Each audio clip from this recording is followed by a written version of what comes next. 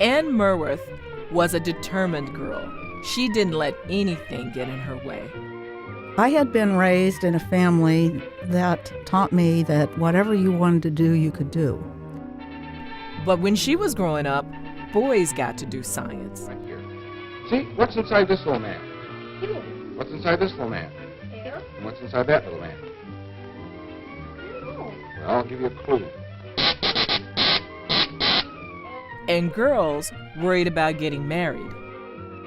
Arthur and I are practically engaged. Mama says I can't wear lipstick until I'm 16, and I wouldn't want to get married without lipstick.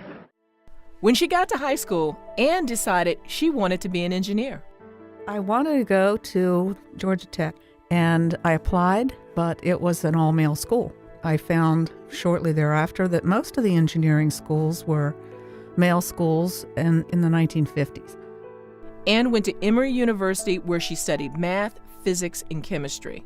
When I graduated from college, one of the first places that I interviewed for a job was IBM in Atlanta, and they showed me two pay scales. Here's the pay scale for women, right next to it, the pay scale for men at about 35% higher for the men. That was completely unacceptable, so she kept looking.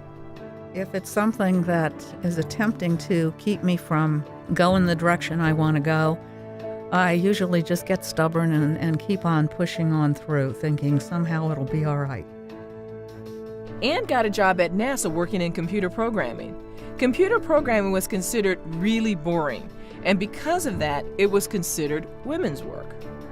So I went out and looked around for what else was going on at the center, and I found a place where there was research going on putting a computer on board a satellite.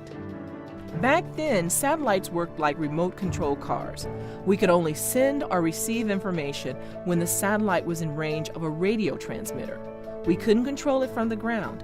If it stopped transmitting, there was not much that could be done.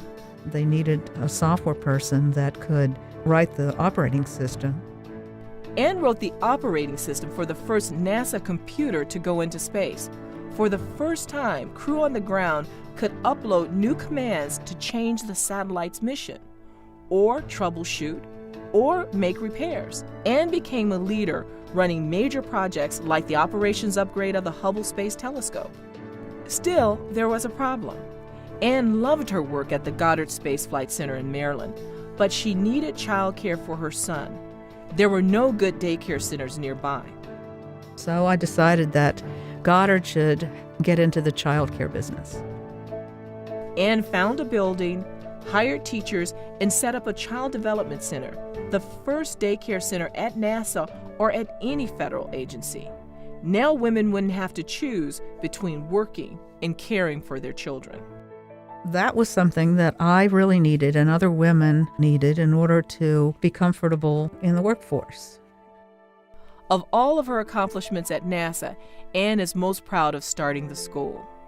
As I look back, that was probably my most significant accomplishment. And I ran into a woman whose child was in the Child Development Center, and she was so pleased to meet me because the school had been such a godsend for her. And clearly, I think the school and the women's program work that I did stand out.